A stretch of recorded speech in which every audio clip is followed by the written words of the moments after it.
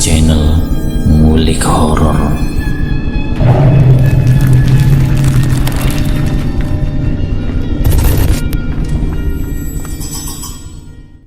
Assalamualaikum warahmatullahi wabarakatuh. Jumpa kembali di channel Ngulik Horor. Channel kami menceritakan tentang kisah-kisah misteri yang mungkin bisa menemani agan-agan dan sista semua ya. Kali ini saya akan membawakan kisah misteri yang diambil dari @ey. Kalian juga dapat mengunjungi laman beliau langsung ya. Nanti link saya akan sediakan di kolom deskripsinya. Oh ya, di dalam cerita ini nama dan tempat disamarkan semua ya, untuk menjaga privasi pihak yang terlibat di dalamnya. Yuk daripada kita lama-lama, langsung saja kita simak ceritanya. Kali ini saya akan membawakan kisah misteri yang berjudul Akibat Mesum di Gunung Merbabu. Sang surya mulai menampakkan parasnya, dan ayam jantan pun mulai bernyanyi. Aku perlahan mulai membuka mataku. Rasa lapar mendorongku untuk langsung menuju ruang makan. Dengan sepotong bongkahan roti dan secangkir kopi robusta yang hangat, aku mengawali hariku. Di tengah menikmati makanan, ponselku tiba-tiba berdering. Sontak aku pun langsung mengangkatnya. Ternyata itu adalah temanku. Bro, mendaki gunung yuk. Gue bosen nih di rumah terus, ucap temanku. Karena sudah lama di rumah akibat pandemi, dan aku di PHK dari pabrik karenanya. Tanpa berpikir panjang, aku langsung menyetujui ajakan temanku itu demi menghilangkan jenuhku. Aku dan teman-temanku berkumpul di warung kopi untuk membahas rencana pendakian. Karena kami akan mendaki Gunung Merbabu besok. Kami ada 7 orang, 2 cewek dan 5 cowok. Keesokan harinya kami berangkat dari rumah. Namun kami memiliki kendala saat perjalanan di mana ban mobil kami pecah. Dan kami bergegas untuk mengatasi masalah tersebut. Singkat cerita, kami sampai di Desa Ndakan jam 3 sore. Kami langsung melanjutkan perjalanan kami. Di tengah perjalanan kami bertemu seorang villager. Dia berkata kepada kami, "Udah sore dek, mendingan besok saja," ucap villager itu. "Iya pak," kita pun menjawab bebarengan. Namun Jack sebagai leader kami memutuskan untuk berangkat sekarang. Setelah berjalan cukup lama sampailah kami di pos 2 dan kami mendirikan tenda di situ. Karena sudah sangat sore, kami memutuskan melanjutkan perjalanan besok pagi. Sekitar jam 7 malam kami sedang duduk di depan perapian. Dan tiba-tiba Jack datang. "Kalian semua masuk tenda, jangan ada yang keluar. Apapun yang terjadi, tunggu sampai saya masuk kembali ke tenda ini," ucap Jack menjelaskan. Kami pun menurut apa kata Jack. Dan tiba-tiba beberapa menit kemudian suara gamelan disusul suara kerumunan orang terdengar. Kerumunan itu menggunakan bahasa Jawa kuno. Sudah sampai 1 jam Jack tidak masuk ke dalam tenda. Kami pun merinding dan penasaran dengan suara-suara itu. "Itu suara apa bro?" kata Dika. Sampai akhirnya Jack masuk ke dalam tenda kami. Aku pun berkata kepada Jack, "Jack, tadi ada apa?" Jack pun menjawab, "Tidak ada apa-apa, udah tidur aja," balas Jack dengan singkat. Setelah kami tidur, aku pun bermimpi. Aku bertemu seorang ratu Jawa kuno yang sangat cantik, sambil dikawal oleh prajurit-prajuritnya. Dia berkata kepadaku dengan menggunakan dialog ramah halus atau Jawa kuno, Setelah itu aku bangun jam 12 malam. Saat itu aku ingin kencing, kemudian aku pun pergi keluar untuk menyelesaikan urusanku. Dan di dalam itu saat aku kencing terdengar suara minta tolong. "Mas, tolong mas." Bulu kuduku berdiri mendengar suara itu. Aku berusaha menghiraukannya. Tiba-tiba suara itu terdengar kembali. Anjrit, orang minta tolong tidak didengerin. "Mas, tolong mas." Aku pun langsung menghampiri sumber suara itu.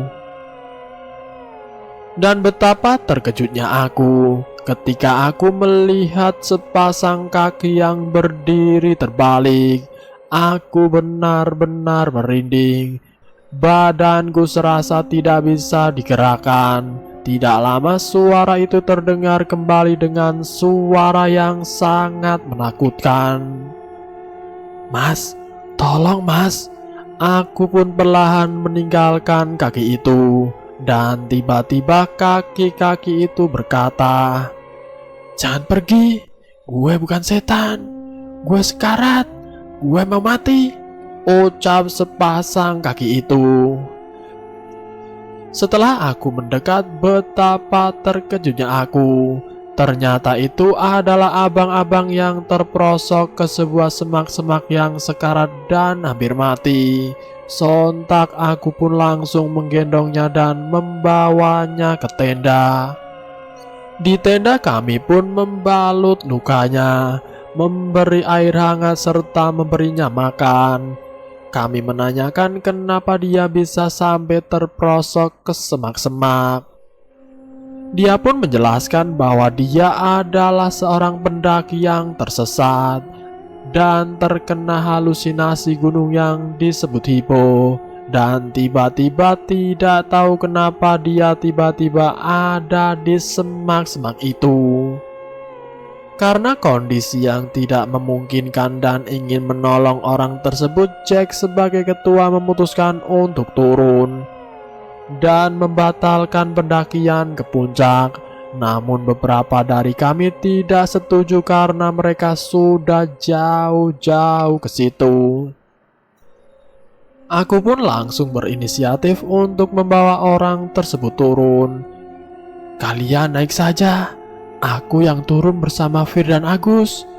Jack pun menyetujui mengingat Fir memiliki pengalaman dalam mendaki. Kami membawa orang itu turun. Di tengah perjalanan aku serasa ingin buang air kecil dan aku berpesan kepada temanku, "Tunggu di sini dulu ya, aku mau kencing sebentar." Ketika aku sedang buang air kecil, tiba-tiba kabut tipis mulai turun. Dari belakang temanku melihat babi hutan yang sangat besar. Babi hutan itu mengejar kedua temanku. Mereka pun berlarian membawa senter sambil teriak-teriak. Aku pun mengejar mereka.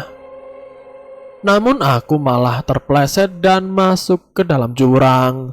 Beruntung jurangnya tidak terlalu dalam. Aku hanya mengalami lecet dan luka ringan. Aku sempat berteriak minta tolong tapi temanku tidak mendengar. Saat berjalan naik di atas aku bertemu seorang kakek-kakek. Waktu itu masih malam. Dia berjalan semakin dekat ke arahku.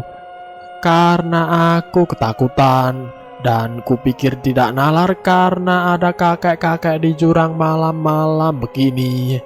Aku pun langsung pingsan. Tiba-tiba aku terbangun di sebuah rumah. Sontak aku menampar pipiku dan berkata, "Apa aku sudah mati?"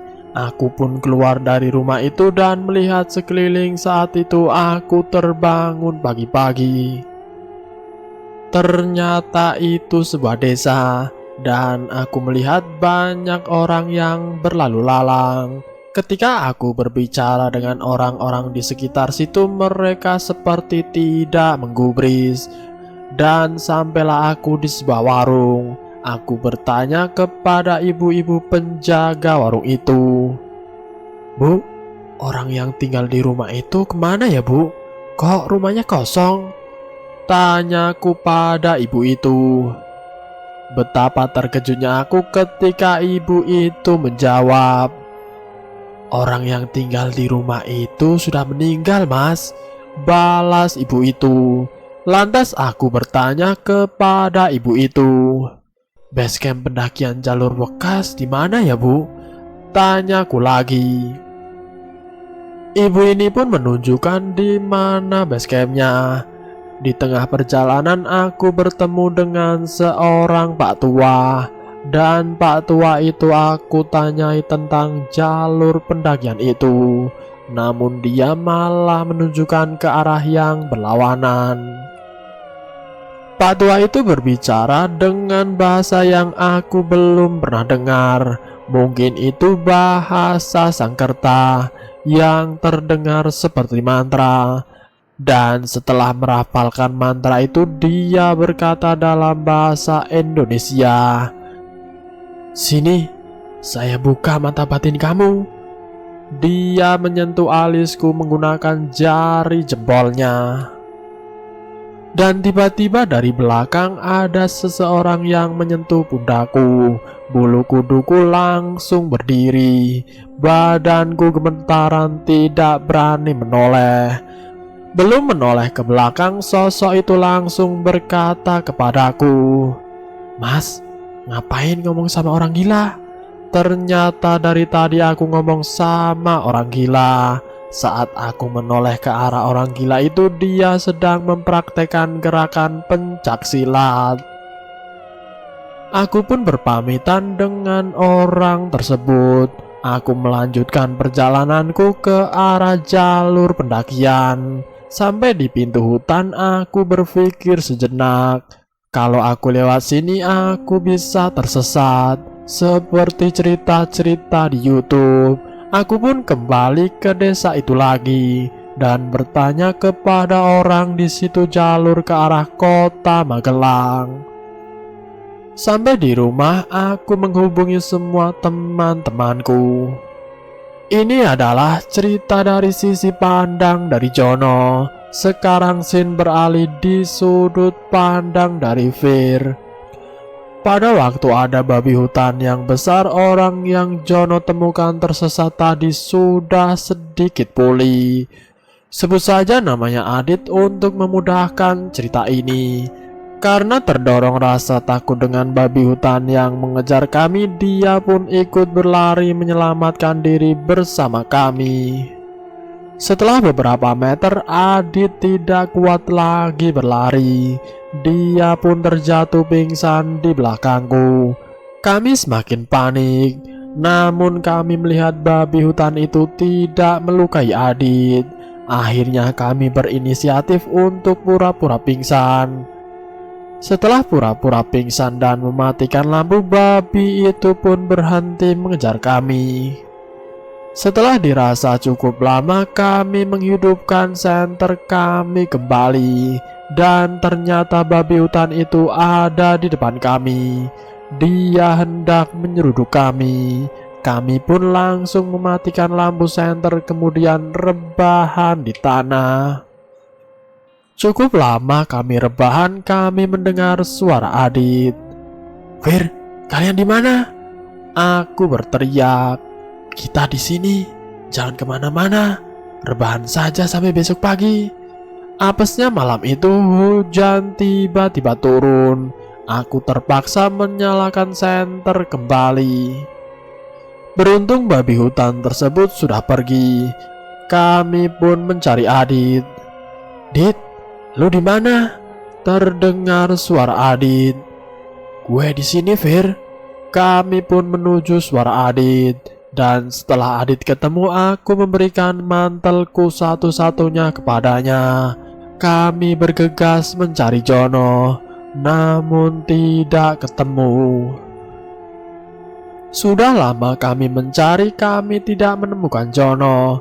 Yang kami temukan hanyalah potongan baju Jono yang tersayat di dekat jurang. Kami pun mulai pesimis. Sempat aku berpikir Jono mungkin sudah masuk ke jurang. dan terbawa arus sungai ini. Dikarenakan waktu itu hujan yang sangat lebat, aku sangat kedinginan, badanku menggigil. Mantelku sudah aku berikan kepada Adit karena kondisinya yang memperhatikan. Dan hujan semakin lebat, kami mendirikan tenda darurat di pinggir jalan. Kepalaku pusing dan sangat bingung apakah aku harus melanjutkan perjalanan ke base camp atau tetap melanjutkan mencari Jono. Kondisi Adit juga semakin melemah. Disinilah kemampuan leadershipku terasa. Karena kondisi yang begitu sulit ditambah baterai ponsel kami lowbat, aku pun mengajak teman-temanku untuk berdoa. Walaupun Agus memiliki agama yang berbeda, namun karena kondisi yang begitu sulit, kami berdoa bersama-sama dengan keyakinan masing-masing. Sambil bergandengan tangan, kami mendoakan Jono supaya dia selamat, dan kami mendoakan kesehatan Adi juga. Setelah kami berdoa, aku memutuskan untuk melanjutkan perjalanan sendiri. Aku berkata kepada Agus, "Gus, kalau gini terus kondisi Adit akan semakin parah. Gue harus turun dan cari pertolongan, Gus." Aku berpesan supaya Agus menjaga Adit di tenda. Dengan kedinginan di tengah hujan yang lebat dan udara gunung yang begitu dingin masuk tulang, aku meninggalkan mereka di tenda itu. Waktu itu badanku menggigil, aku berseru-seru merintih dengan keras sambil menangis. Tuhan beri aku kekuatan. Kondisi waktu itu sangat lemah dan memprihatinkan. Sesekali aku melihat petir yang menyambar. Aku benar-benar ketakutan. Saat itu adalah titik terendah dalam hidupku. Aku berkata dalam batinku, "Apa mungkin ini adalah akhir dari hidupku?" Batinku berkata. Di tengah kondisi yang begitu sulit, tiba-tiba dari depan aku melihat cahaya senter dari kejauhan. Melihat setitik cahaya itu, harapanku sedikit-sedikit mulai membaik. Dengan tenaga yang tersisa, aku berteriak meminta pertolongan. Setelah cahaya itu mendekat, aku pun sangat senang dan berterima kasih pada Sang Ilahi yang memberiku pertolongan. Ternyata itu adalah ranger hutan. Ranger hutan itu mendekapku, menolongku dan memberi aku kehangatan. Setelah sampai di bawah, ranger hutan itu berbincang-bincang denganku di sebuah rumah. Tadi entah kenapa hati saya benar-benar sedih, dan firasat saya mengatakan ada yang butuh pertolongan di atas, kata ranger itu. Aku pun menceritakan kepada ranger hutan itu berbagai masalah yang menimpa kami. Lalu ranger hutan itu mencari pertolongan lain untuk menjemput Adi dan Agus, dan mencari Jono yang masih belum ketemu. Anehnya saat pertolongan sampai ke tendanya Agus, dia ditemukan sendirian sedang tertidur lelap. Setelah dibangunkan dan dibawa ke bawah, kami bercakap-cakap dengan Agus. Semalam Agus katanya mendengar suara-suara gamelan dan banyak sekali orang seperti berdagang. Namun ketika dia keluar tidak ada apapun. Suara itu membuatnya begitu mengantuk dan terlelap dan tertidur pulas. Dia baru bangun ketika pertolongan dari ranger itu datang ke tendanya. Setelah kami berbincang-bincang dan memberi penjelasan tentang ciri-ciri orang yang kami sebut Adit dengan ranger-ranger itu, betapa terkejutnya kami. Ternyata ciri-cirinya sama persis dengan pendaki yang hilang 10 tahun silam. Dan mungkin dia ada di pasar gaib atau di dimensi lain. Bulu kuduk kami berdiri mendengar perkataan mereka. dan ubun-ubun kami berdenyut seperti ada sesuatu yang memegangnya. Setelah berbincang-bincang lama, kemudian aku memeriksa ponselku. Aku sedikit lega karena ada pesan yang masuk dari Jono. Ternyata Jono sudah sampai rumah. Ini adalah cerita dari Fir dan cerita pun beralih ke sudut pandang dari Jack yang sudah mencapai puncak gunung setelah melalui pos 4. Setelah perjuangan yang cukup melelahkan, jerih payah kami terbayarkan ketika kami sampai di puncak merbabu. Pemandangan nan indah seperti orang yang baru masuk ke surga rasanya. Alam yang hijau benar-benar memuaskan mata kami, bukti kebesaran Tuhan yang agung tiada tara. Kami mengibarkan bendera komunitas pecinta alam kami dan berfoto ria di sana. Setelah sehari cukup puas menikmati indahnya alam di puncak gunung merbabu, kami memutuskan untuk turun. Ingin rasanya tinggal di atas sana, tapi tanggung jawab menanti kami di bawah. Perjalanan kami lancar-lancar saja. Sampailah kami di pos 4. Saat menuju pos 3 di perjalanan kami melewati sebuah persimpangan. Dalam hatiku aku berkata, perasaan tadi waktu naik tidak ada persimpangan di sini. Aku pun memutuskan untuk berjalan lurus. Kami sudah berjalan cukup lama. Pertimbanganku kalau kami tidak ketemu pos 3, kami akan kembali lagi ke persimpangan itu.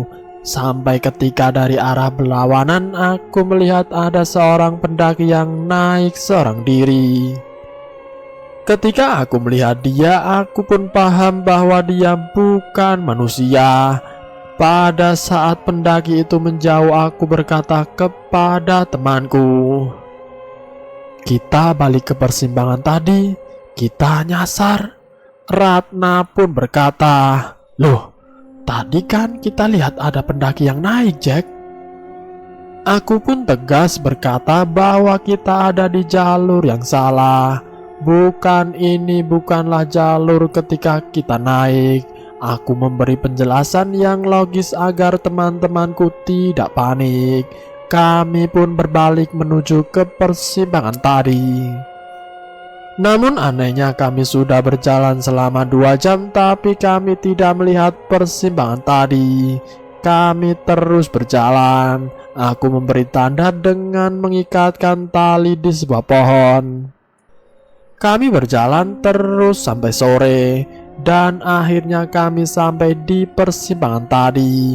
Karena sudah sore, kami memutuskan menuju pos 4, memutuskan untuk beristirahat di pos 4 dan melanjutkan perjalanan besok pagi. Sempat aku bertanya kepada orang-orang yang ngecamp di pos 4 tentang pendaki yang aku temui. Betapa kagetnya aku karena tidak ada satupun orang yang melihat pendaki yang aku maksud. Mengingat kondisi kami yang sudah lelah karena tadi kami tersesat, kami langsung beristirahat. Saat malam tiba, suara gamelan dan kerumunan orang-orang terdengar begitu keras. Aku pun keluar dari tendaku. Betapa terkejutnya aku ketika di alam mimpi itu aku melihat sebuah pasar tradisional yang menjual banyak sekali barang-barang zaman dulu. Aku bertemu dengan seorang ratu Jawa yang sangat cantik. Sedikit informasi bahwa ratu Jawa ini persis seperti yang dimimpikan Jono. Ratu Jawa itu berkata, "Di atas sana adalah salah satu istanaku, dan ini adalah pasarku." Aku pun dibawa berjalan ke suatu tempat yang memiliki banyak cermin. Di situ ada banyak pendaki-pendaki yang seperti di penjara dalam cermin itu, dan Ratu Jawa itu membawaku kepada 2 cermin kosong. Dia berkata, "2 temanmu akan aku taruh di sini. karena mereka mengotori tempat ini. Aku tidak bisa berkata-kata, badanku tidak bisa digerakkan. Namun tak lama kemudian ada seorang pendaki yang datang ke tempat itu. Informasi tambahan pendaki itu adalah Adit yang ditemukan Jono dalam kondisi sekarat dan dia hampir mati. Pendaki itu berkata kepadaku, "Dua temanmu telah berbuat mesum di sini. Sebenarnya karena perbuatan mereka, harusnya mereka terjebak dalam cermin ini. Namun karena teman kamu ada yang menolong saya, dan karena ketulusan hati kalian, mereka yang berbuat mesum itu kami bebaskan. Namun mereka tidak boleh kesini lagi, karena kalau mereka kesini sekali lagi, mereka tidak akan selamat." Pagi itu aku bangun, aku meminta semua untuk rapat pagi itu. "Maaf, di sini saya minta kejujuran pada kalian. Kalau kalian tidak jujur, kalian bisa saja terperangkap ke alam lain dan tidak bisa kembali lagi. Saya minta kalian jujur. Di antara kalian siapa yang dalam hari-hari ini melakukan tindakan mesum di gunung ini? Jawab." Betapa terkejutnya aku, ternyata Fajar dan Ratna lah yang melakukan wig-wig di tempat ini. Saat kami ngecamp di puncak, ternyata Fajar sudah mempersiapkan itu dengan matang bersama Ratna. Yang mana saat itu Ratna pura-pura sakit di dalam tenda, dan Fajar mengusulkan agar Ratna tidur sendirian agar tidak sesak nafas. Dan setelah kami tidur pulas, Fajar mengendap-endap ke tendanya Ratna. Aku pun memarahi mereka dan memberi mereka nasihat dengan keras. Singkat cerita, kami pun melanjutkan perjalanan kami. Syukurlah perjalanan kami lancar-lancar saja, tanpa gangguan sedikit pun. Dan setelah perjalanan cukup lama, sampailah kami di base camp. Dan cerita pun berakhir. Itulah kisah misteri yang berjudul Akibat Mesum di Gunung Merbabu. Semoga cerita kali ini bisa menjadi pembelajaran buat kita semua, agar kita tidak gampang melakukan apapun di suatu tempat. Bahwa dimanapun kita berada, kita selalu berhati-hati, selalu meminta perlindungan kepada Yang Maha Esa. Semoga kita semua selalu dijauhkan dari hal-hal yang buruk, dan semoga pula kita selalu dalam lindungannya. Terima kasih sudah mampir di channel kami. Jika kalian tertarik dengan video kami, silakan tekan tombol like, share, dan komen. Tekan subscribe untuk mengikuti video kami selanjutnya. Wassalamualaikum warahmatullahi wabarakatuh.